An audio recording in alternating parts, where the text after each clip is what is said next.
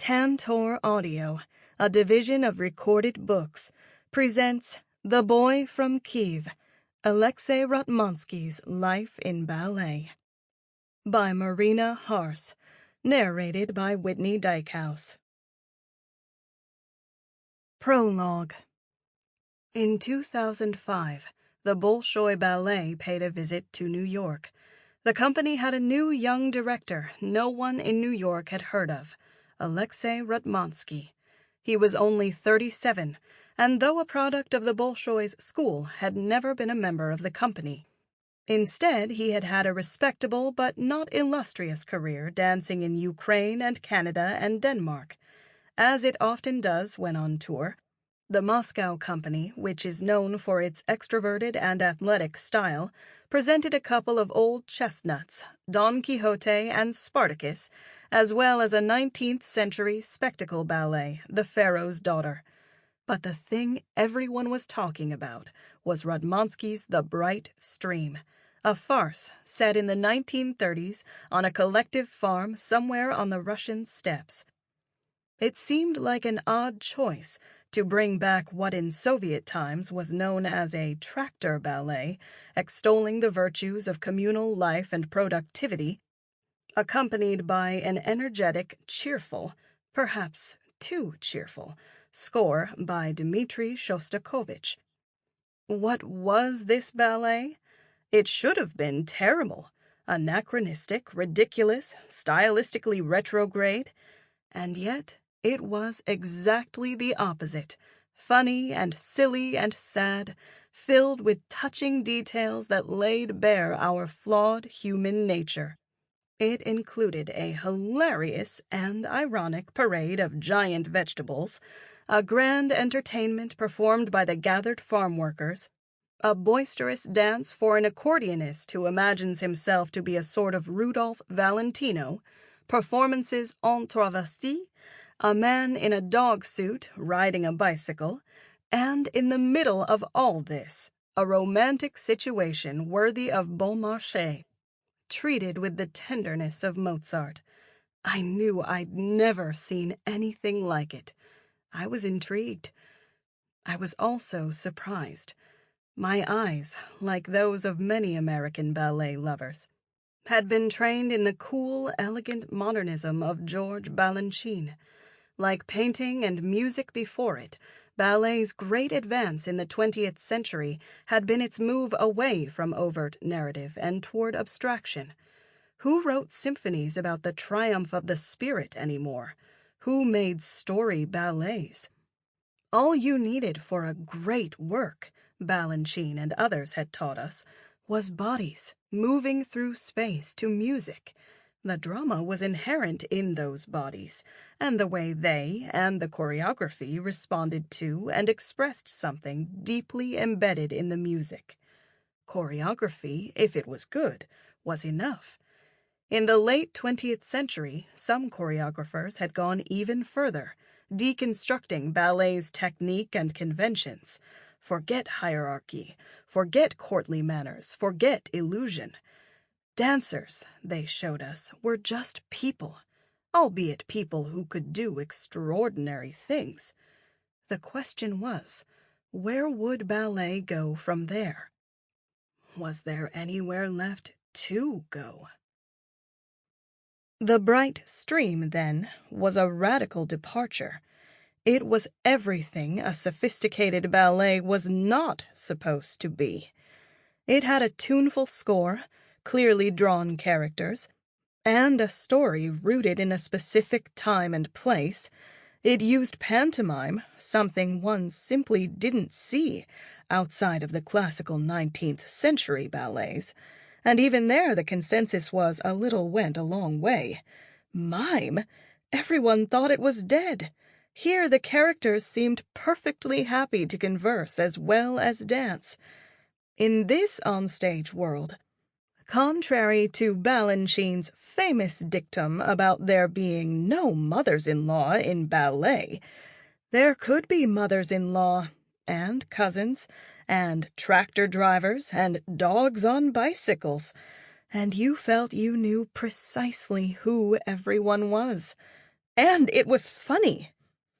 Sitting there watching it all, I felt two emotions at once: glee at the liveliness of what was unfolding before me, and curiosity about the artist who had created it, someone who knew the tragic history of collectivization, yet could poke fun at the idea of propaganda ballet, embracing its kitsch Soviet formula, and yet making something stylish and clever and touching out of it.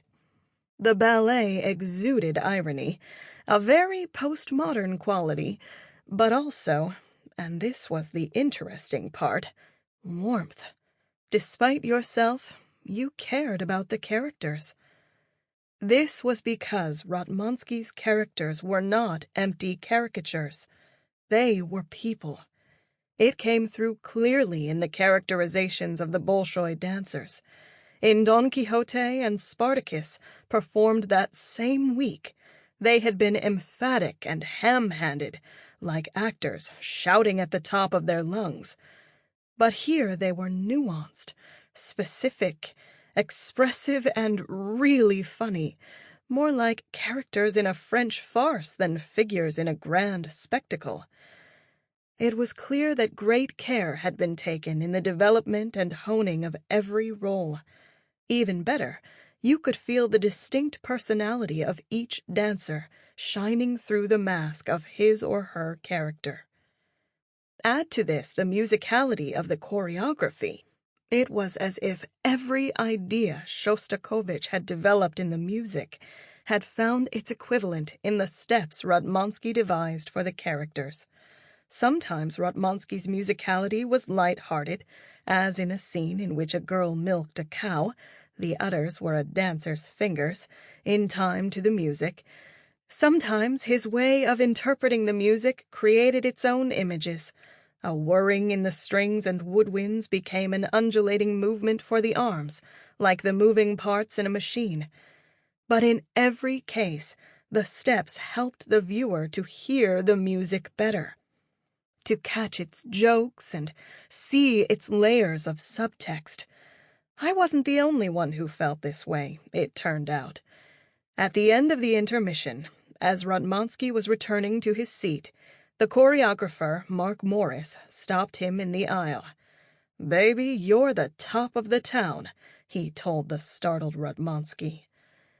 I left the theater elated and full of questions. Who was this choreographer? What else had he done? The worlds of Russian and American ballet were far enough apart that his name was known only to a few ballet specialists in New York. But before the year was out, it had been announced that Ratmansky would make his first work for New York City Ballet the following season. By 2008, 3 years later, Ratmansky had decided to leave Moscow for New York. I had my first interview with him the following year when he joined American Ballet Theatre, ABT, as artist in residence, a position he holds until the end of 2023. In that conversation, I was struck by his reticence and his resistance to over-analysis, paired with a kind of gentleness expressed through impeccable manners.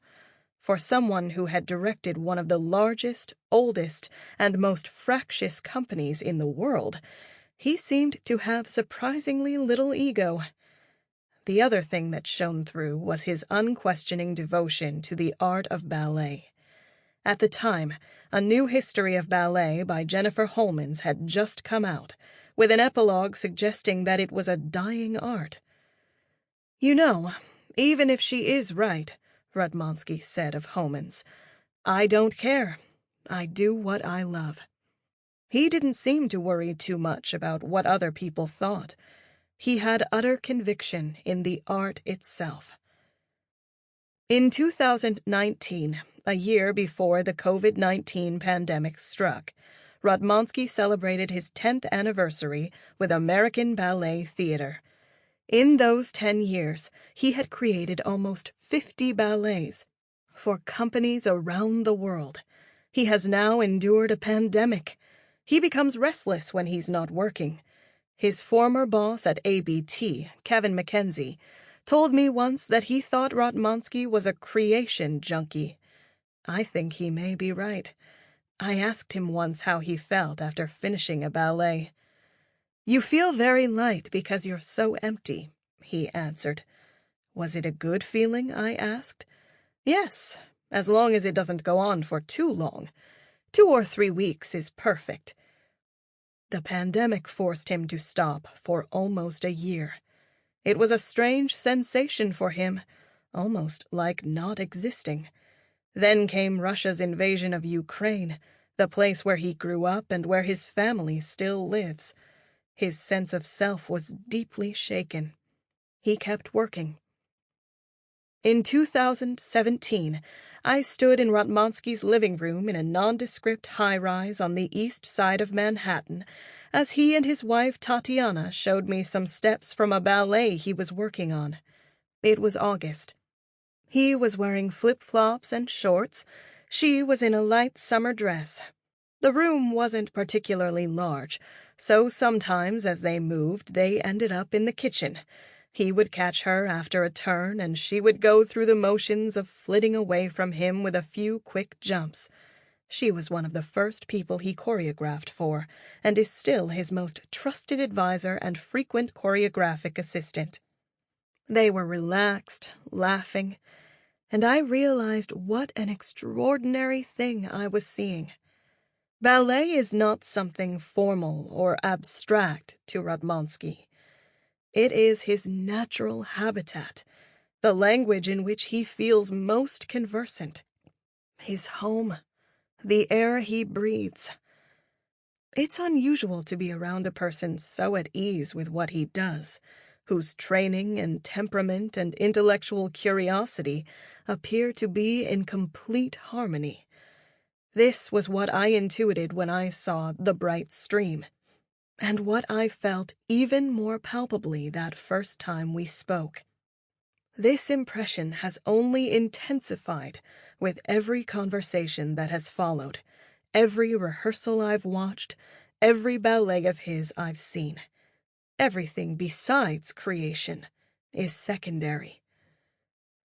The desire to understand that singular drive made me want to write this book, which is based on years of watching Ratmansky's ballets on stage, of sitting in studios while he worked with dancers during the creation process, and on interviews with him and with people who have known and worked with him throughout his life.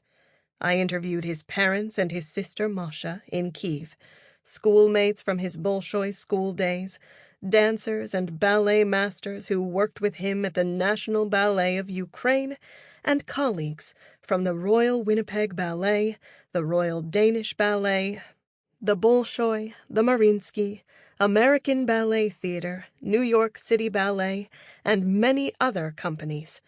I watched countless videos from his private collection of recordings, but most important, over the course of 4 years, I had the pleasure of spending many hours speaking with Ratmansky himself, as well as with his partner in crime and art, and wife, Tatiana. Those conversations have infinitely enriched my impressions and understanding of his work, as well as the person behind them. All quotes are from my conversations with the person in question, unless otherwise indicated. Part 1. Beginnings. 1. Kyiv and St. Petersburg. Alexei Ratmansky's life has been one of almost constant change and forward motion. One thing has led to the next, with little time for reflection in between. There were the 10 early years in Kyiv in the late 1960s and early 1970s, before ballet, when he was just a normal boy going to school and concerts, and doing gymnastics and taking vacations in Crimea with his parents and older sister. Then there were 8 years of rigorous ballet training in Moscow, far from his family, during which he was initiated into his future profession. In 1986, he returned to Kyiv to start his dancing career, The Soviet Union was on its last legs.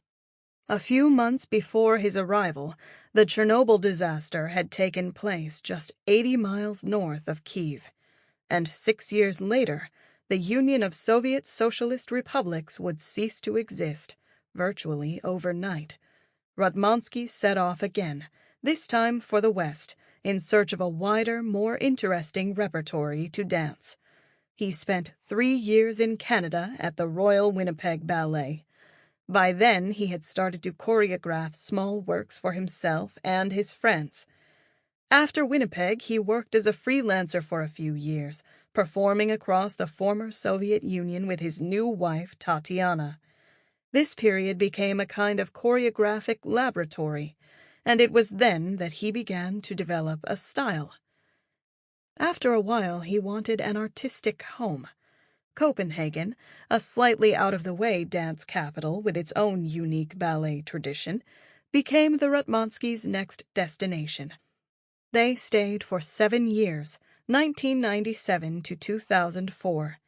It was there that Alexei and Tatiana became parents to their only child, Vasily. It was during these 7 years that Ratmansky made his transition from dancer to choreographer. When he arrived in Copenhagen at age 30 in 1997, he was mainly a performer. By 2004, he had stopped dancing. He had received an almost unthinkable offer to direct the Bolshoi Ballet. In 2003, he had made a ballet for the company, The Bright Stream, that became a surprise success. This was the great turning point in his life. He was young and quite unprepared for the task. But at 35, he quit dancing and moved to Moscow with his family. The Bolshoi is one of the largest and oldest ballet companies in the world, filled with large personalities and prone to epic power struggles. To complicate matters, the company was in the midst of a period of turmoil and turnover, having gone through 3 directors in less than a decade. Before that, in the Soviet period, it had had the same director for 30 years. Ratmansky had no managerial experience at all. For the previous 7 seasons, he had been working in relaxed, meritocratic Denmark. His personality was introverted, soft-spoken. The 5 seasons that followed from the beginning of 2004 to the end of 2008 were a trial by fire. He experienced resistance from all quarters, teachers, coaches, staff, and often the dancers.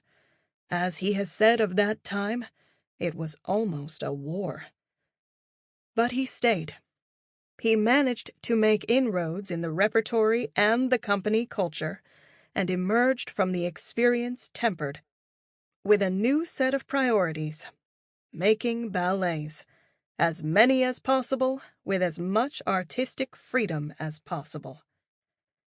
In the years between 1978, the year he left to study ballet in Moscow, and 2009, the year he left for New York, the world had changed dramatically. Russia was no longer part of an empire. The borders were now open. It was easy to travel back and forth between East and West. This would end with the Russian invasion of Ukraine in 2022. In 1978, the distance between Kyiv and Moscow had been huge. At school, Alexei was known as the boy from Kyiv, practically a foreigner. But by 2009, it was easy to imagine leaving Moscow for New York, or vice versa. The distances between places had collapsed. As he often said, the world is small. New York was eager to have him. He has lived there longer than anywhere else. But unlike his Soviet predecessors, such as Baryshnikov and Balanchine, he wasn't forced to leave Russia behind, at least not then. By background and inclination, Ratmansky is an internationalist, driven by a wide-ranging curiosity and the desire to work as much as possible. Alexei Ratmansky was born on August 27, 1968, in St. Petersburg, then known as Leningrad. It was the beginning of the Brezhnev era, a period of political stability and economic stagnation. Though Ratmansky's parents, Valentina and Osip, were living in Kyiv, they traveled to Leningrad for the birth. It was Valentina's hometown, where she had been raised by two aunts, Maria Nikolaevna and Tatiana Konstantinovna. Valentina's father, Vasily, was out of the picture. After the war, he had been imprisoned for a short time, probably for selling goods on the black market. No one really remembers. After he got out, he started a new family. Valentina's mother, Claudia, had died of meningitis in 1944, when Valentina was 5. She too had gotten into some sort of trouble, though the family didn't discuss it.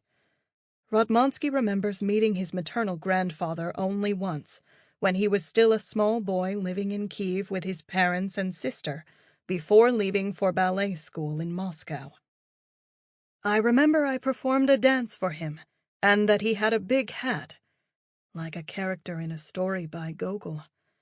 Neither he nor Claudia were spoken of by his great-aunts. It was a taboo. My mother had always been told that they were bad people, Ratmansky told me. Despite traumatic events in her early life, Valentina had led a more or less happy, normal Soviet childhood. Her aunts Maria and Tatiana lived in a 2-room apartment on Vasilevsky Island, a middle-class neighborhood, albeit prone to flooding, across the Neva from the Winter Palace. Both aunts worked at the Red Triangle, or Krasny Trugolnik, rubber factory on the outskirts of Leningrad. Tatiana as a chemist, Maria as the foreman of a division that made galoshes. The two women were very close, despite having totally contrasting dispositions. Maria, the eldest, was a powerful personality, a communist true believer who served years as a party organizer, but also an avid reader. She lived to 105, and she and Ratmansky were extremely close. Tatiana was the opposite. Shy, quiet, kind, and soft-spoken. She was the artistic one, who took Valentina to concerts and ballets and the theater. Valentina was musical as well as athletic.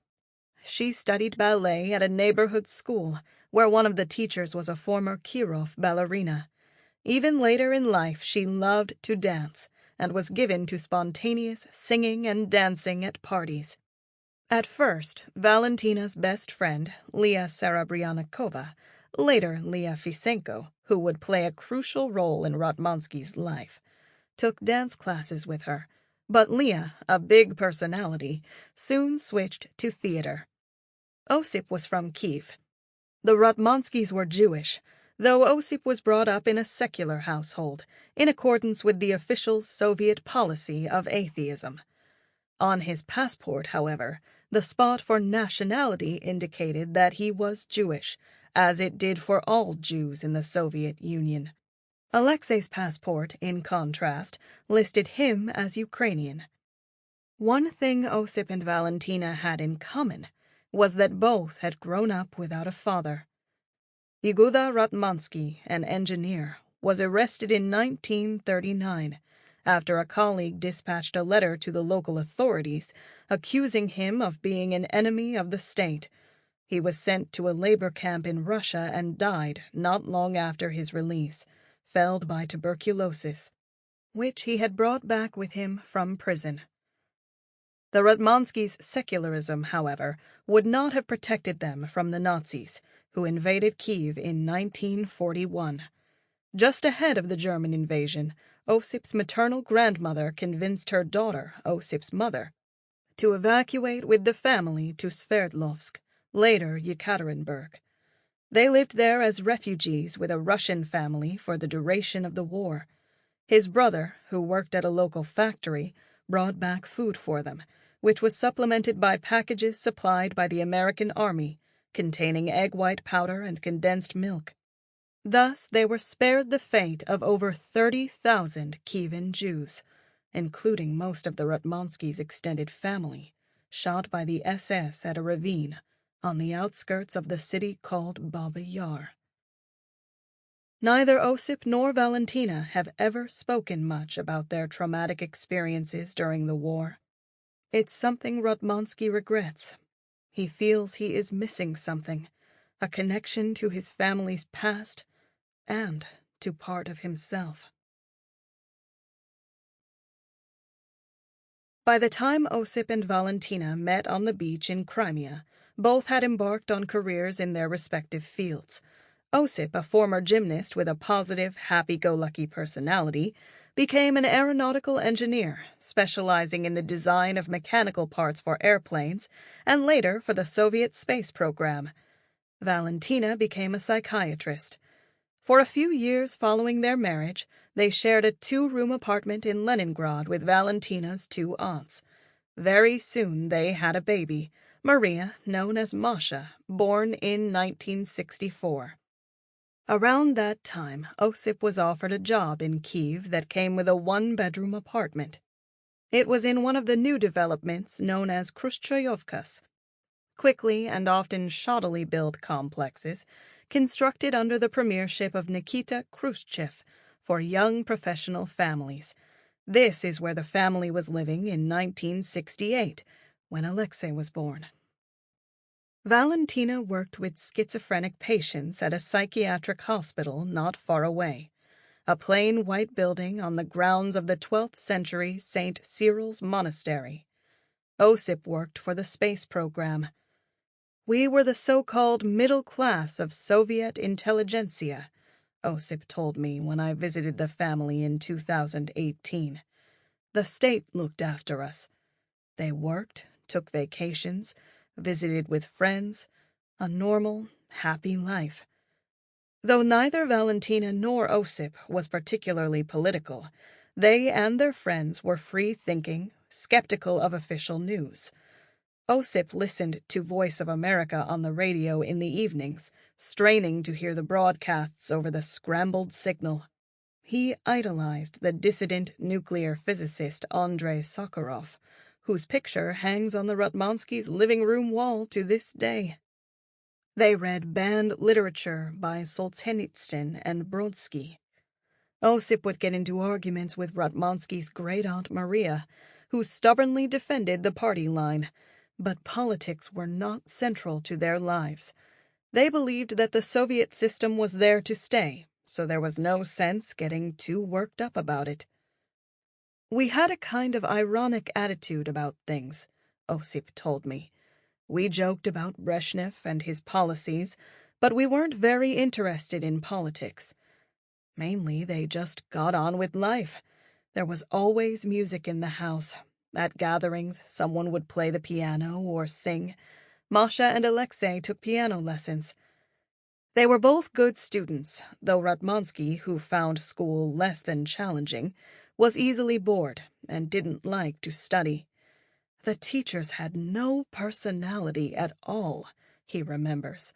But at school he got his first taste of the pleasure of performing for others.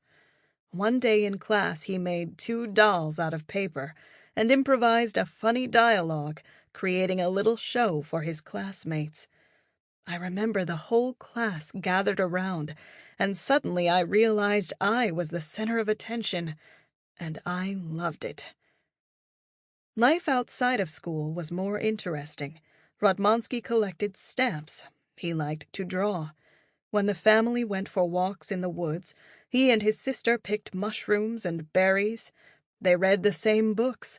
Both were big fans of Lewis Carroll's Alice's Adventures in Wonderland, a Russian translation of which I found on the bookshelf when I visited the family apartment in Kyiv in 2018.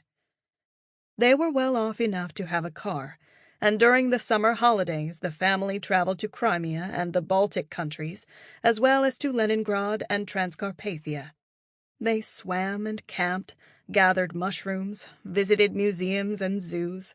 Once, on their way to Latvia, they accidentally left a suitcase on the train containing all the money for their trip.